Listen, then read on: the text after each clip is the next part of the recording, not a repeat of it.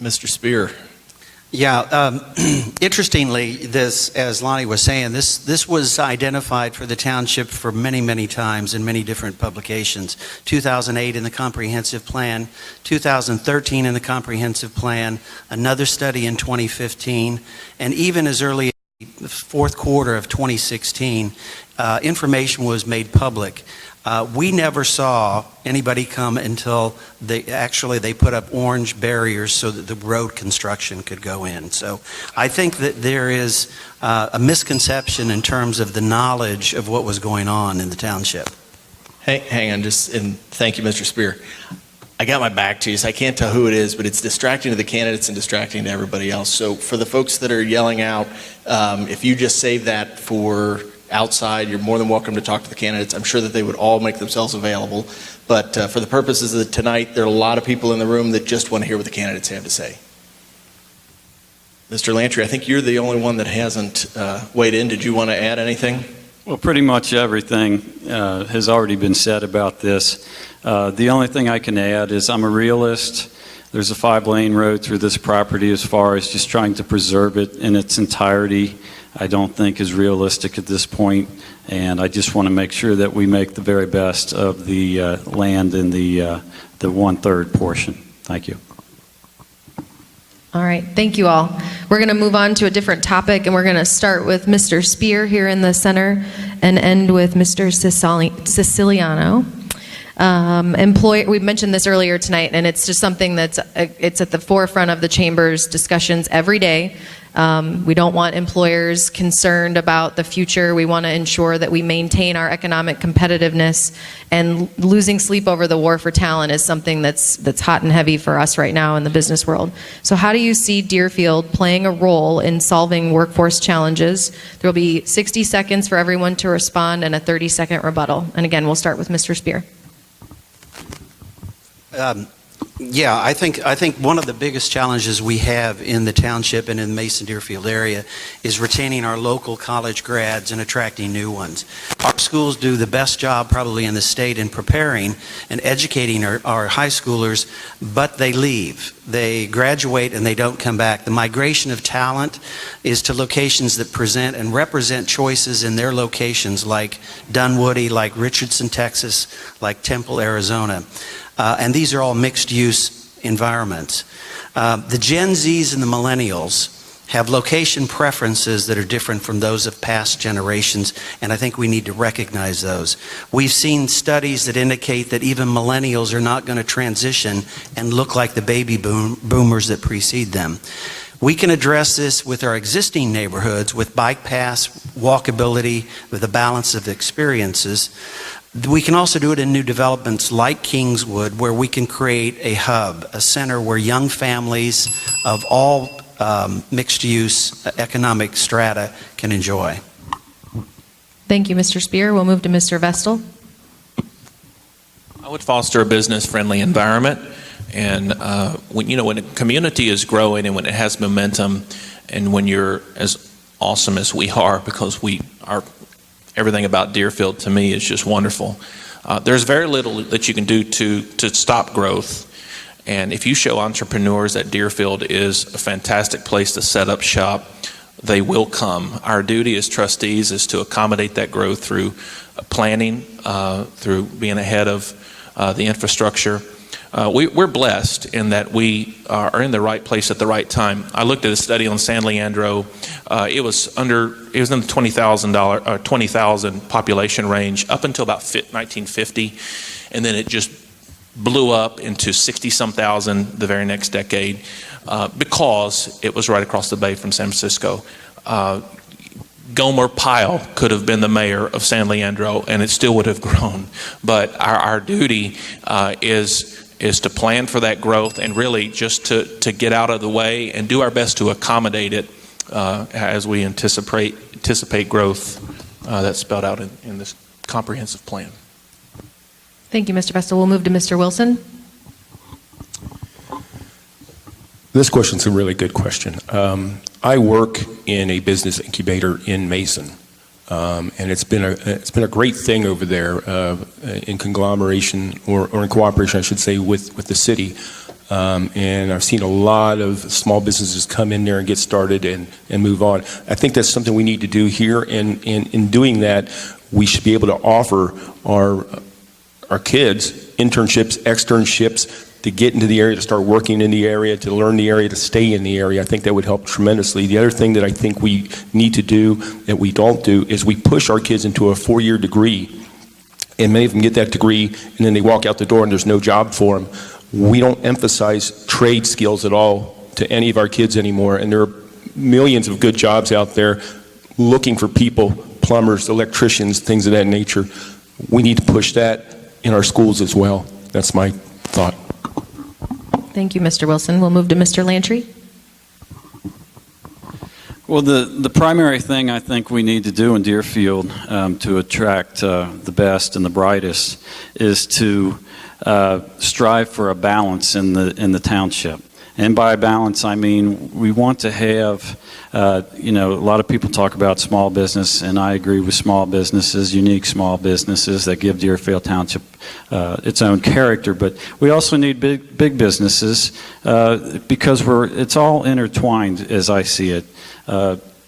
If all you have is small businesses, where's the lunchtime crowd for the small businesses? Well, they come from the big businesses.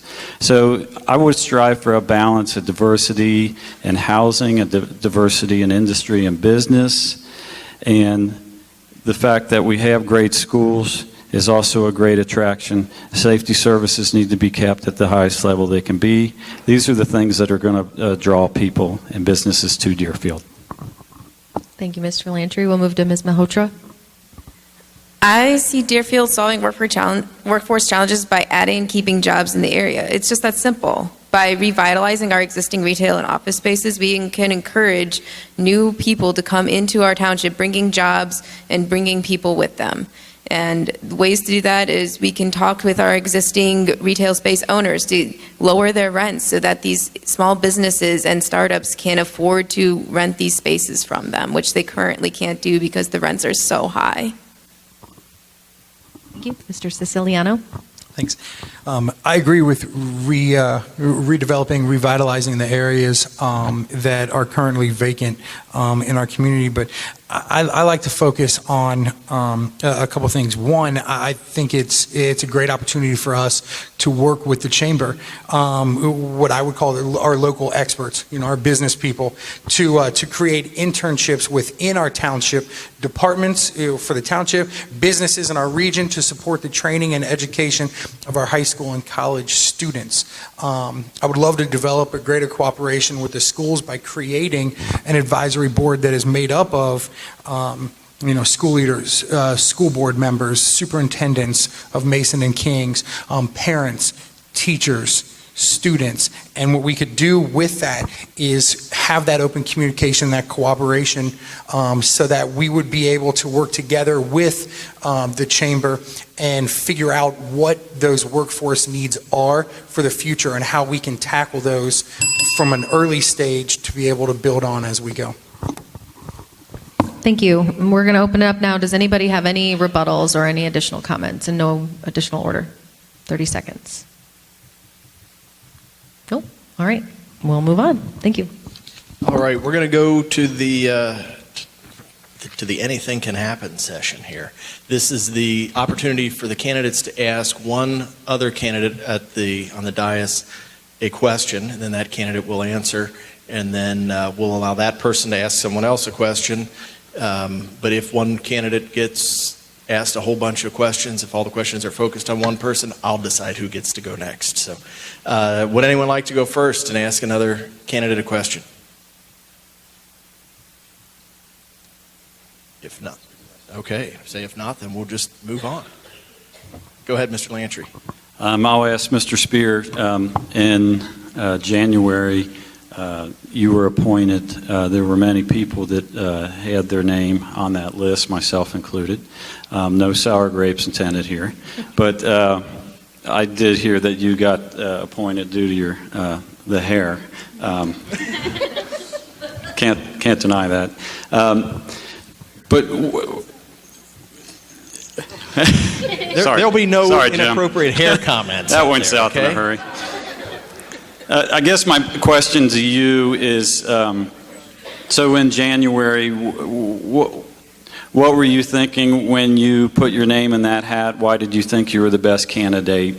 And just any other particulars about that process? Thank you for the hair comment. The woman who's taking care of my hair is actually in the audience for the last 30 years, so thank you, Kay. But at any rate, to be serious, after 4 years of serving the township in the zoning, I realized that with this opportunity, I could bring a new set of skills, hopefully to add value to what the township was doing. I didn't wait for a single issue like Kingswood Park to generate my interest in the township. I'd been doing it for about 4 years. And after meeting the team, Chris and Dan, as well as the administrative staff, top-notch people. I've worked with some of the best in business, and I thought, these guys know how to run a township. So that's what brought me in. Thank you, Mr. Lantry and Mr. Spear. Mr. Spear, do you have someone that you'd like to ask a question of? Giving you the chance. If you can pass, you don't have to. Well, you know what? Okay, turnabout and fair play. Bill, there you go. Great hair, by the way, tonight. Bill, apparently the crowd has identified you as part of the ballot, I guess you could say, with Romano, Spear, and with Corey. Why in the world would you do that?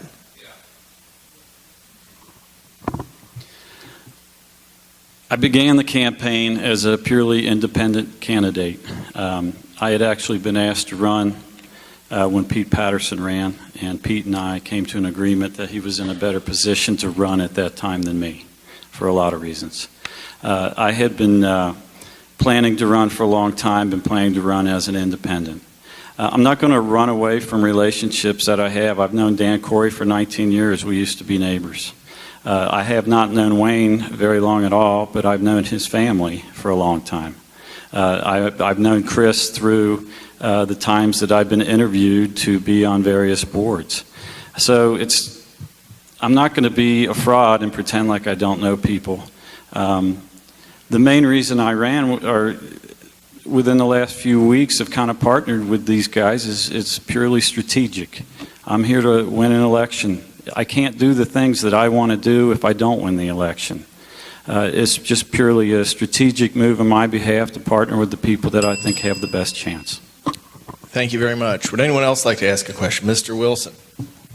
Yes, I'd like to ask a question of Mr. Spear.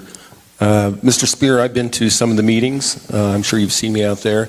And being part of the present administration and knowing that there is some unrest with the residents and the community, if you get back, how would you remedy that? As far as the transparency goes, there's a lot of unrest with the community about that. How would you remedy that?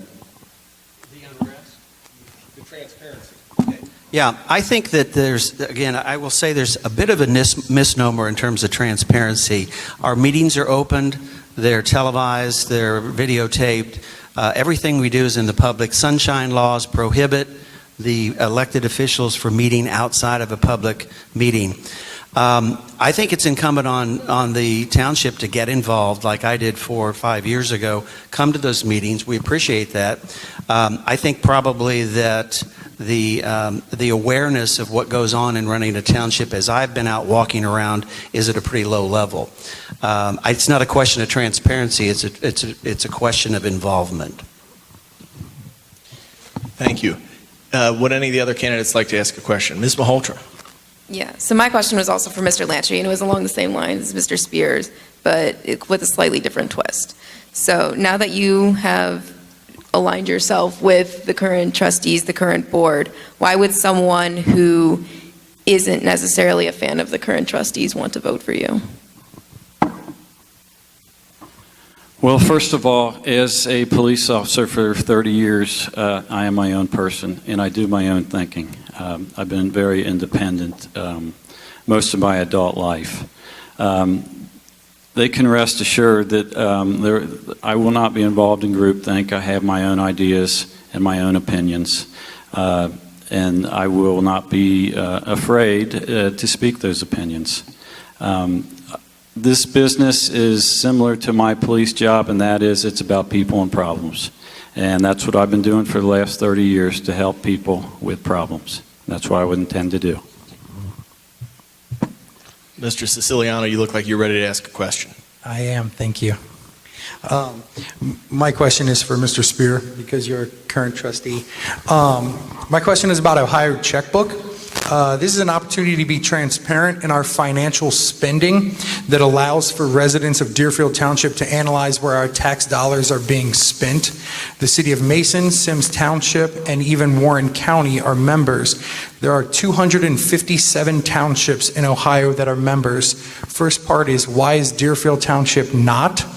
And what will you do if you are elected to create, the question was transparency, but to create active involvement and engagement in the community? So, two questions. I guess first, in terms of the financial transparency, which is you walk into the office and you can go into Jennifer's office and she'll open the books, as she will with anybody who wants to come to the township. We are moving down to be part of the Ohio program. That's something that we've been working, the township's been working on. You don't just turn a switch on that. It takes a little time. However, I'll also say that the state auditor has found us in probably one of the highest positions in terms of transparency and accuracy in our financial records. They will be online. It's just a matter of timing. And relative to your second question regarding, I'm sorry, what was it? It was transparency. Yeah. And involvement. Well, again, from a financial standpoint, yeah, I think the activity that has been created over the last 6 months in terms of Kingswood has created more awareness to what goes on to the township. We welcome the people to come. When we look out at a meeting and we see 3 people, it isn't too exciting. So we're glad that people are starting to be aware of their township government.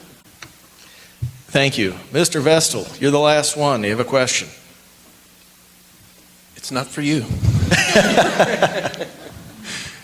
I'd like to ask James, this really is a question about the balance between, the attempted control growth, overcrowding, and the sanctity of private property. I was speaking with someone this week that was upset because of the overcrowding, the congestion, the cars, and they complained that their neighbor had sold off the several acres for development, and they were upset about that. And then they said, well, in a few years we're going to do the same thing.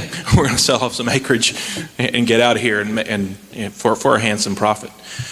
Since we believed in the sanctity of private property, what would you, as a trustee, tell a private citizen who wants to develop their private property or sell it? What is that balance between trying to manage growth, control growth, and overcrowding, and allowing a private citizen to do what they want to with their property?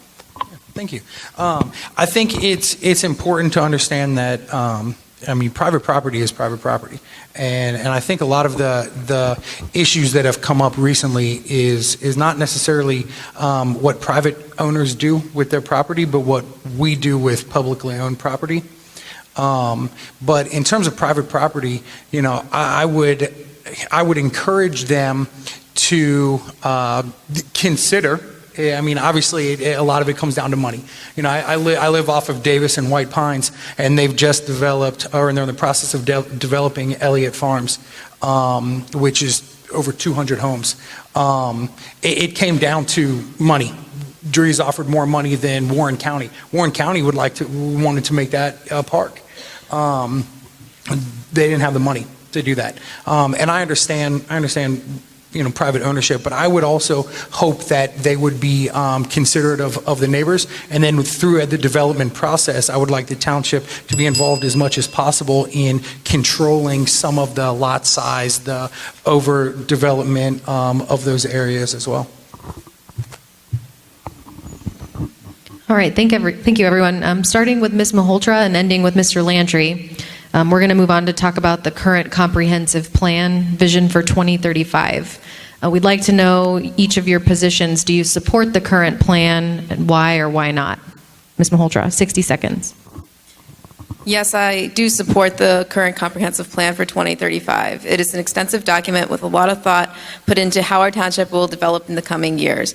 However, I feel that it is not being followed as closely as it should be today. There are many passages about maintaining our green spaces, increasing walkability, and maintaining the character of our neighborhoods. With the recently built, currently under construction, and future developments going in all over the township, we are not going to be able to maintain the 10 acres of park space for every 1,000 residents ratio that is spelled out in the comprehensive plan. That is also an issue that I do take with the comprehensive plan, is that in their park section, they are only planning for a grand total of 490 acres of park space by 2035, which would accommodate 49,000 residents. But earlier in the document, the population growth predictions range anywhere from 47,000 to over 90,000, with most of the predictions ranging between 50,000 and 60,000. So we need more park space than what the plan currently calls for. Thank you. Mr. Siciliano? There are areas of the comprehensive plan that I do support, and there's areas that I would like to see more focus placed on. The plan recommends more public involvement. I'm a huge supporter of that. I would like to bring back community advisory boards that used to exist that no longer do. That will allow the community to have a greater say in how the township is further developed. I do support seeking out connections to complete our portion of the Miami to Miami Trail connection. I do support updating the master plan of paths to connect neighborhoods, parks, schools, etc. I also agree with the plan when it calls for redevelopment of existing empty retail and commercial space. Where I differ is the call for public parks. The plan calls for 10 acres for every 1,000 residents, and if we develop Kingswood Park, we will not meet those requirements of the comprehensive plan. So why would it be fiscally conservative of us to sell off 100 acres and then have to buy 100 acres at the current real estate prices? Thank you. Mr. Spear, 60 seconds. Yes, I do support the plan. I've got a long experience in working with strategic plans from business. You look at the macro, you look at the micro environment, you look at changing demographics, psychographics, competitive forces, all kinds of things that you look at and realize that it's a living document. It is something that is used as a reference, as a guidebook, but it's, in fact, in the comprehensive plan, it's set up for annual 5-year and longer-term reviews. We already have it on the books to review in 2018. We constantly are looking at that, making sure that it meets the changing environment that we're in. So from the standpoint of overall, in its development, I think it's an excellent document. It does have some updating that's going to be done next year, particularly on the parks, relative to the NRPA, which gives a range of about 5.4 to 14 acres per thousand. We chose 10,000 as a median. So give or take that, there's some really great information in the comprehensive plan. Thank you. Mr. Vestal? Well, I want to start by saying I did read both the updated version and the version that was released years ago, and I do appreciate the work that has gone into the planning and so far the implementation of it. I do have a concern with the comprehensive plan, and if you want to write this down, you can look at it later on. Page 24 of the comprehensive plan says that our estimated population capacity is 49,000 and change, but when you look at our growth projections, and there are several scenarios given, and that's going to be on page 11 of the comprehensive plan, I think the most likely growth scenario is scenario 2. I'm sorry, it's scenario 3. It's scenario 2 in the old comprehensive plan, which estimates that our population is going to be around 60,000 by 2035. So we've got, as trustees, we'll have some work to do to plan for that growth, to increase or improve our infrastructure. Thank you. Mr. Wilson? I agree that this is a living document. And yes, I support the document. There's parts of it that I think need tweaking, but then again, it's a living document. That's what living documents are all about. It's a plan, it's a forecast, as I mentioned before, and being that it will change. I can't predict 18 years from now Nobody can. We don't know what's going to happen here tomorrow, let alone 18 years from now. So from that standpoint, yes, I support it, but it's going to be worked on constantly from now to 2035. Get into the numbers all you want. They're going to change. Thank you. Mr. Lantry? I'm going to echo a lot of what some other people have already said here, but I believe in the document's basic tenets. It's a guidepost for us. I think it's important as political leaders that we have a map of where we're going. There's a reason why this document is not etched in stone, and that is, as was just stated, is we don't know what the future is exactly. We don't know exact numbers on growth and other things. So we need to be flexible with this. I believe it was created in 2008. Last updated in 2013. We review it and update it every 5 years. It's due to be reviewed again in 2018. And we're going to have to take a hard look at some of the elements of the document. But it's always going to, the entire township is in flux. Things change. We have to be flexible with them as well as with this document. Thank you. And we do have an opportunity for any rebuttals. Does anybody have anything they would like to add? Mr. Lantry, 30 seconds. I would just rebut one thing Jim mentioned about how expensive parkland is going to be now and in the future. And that's why I've been working with some folks from Hamilton County Park District. I believe Hamilton County Park District is one of the best park districts in the state. I was interested in how they obtain land. They obtain land oftentimes through the Green Fund, which pays for 75%. Those are the kind of options we need to look at when we're talking about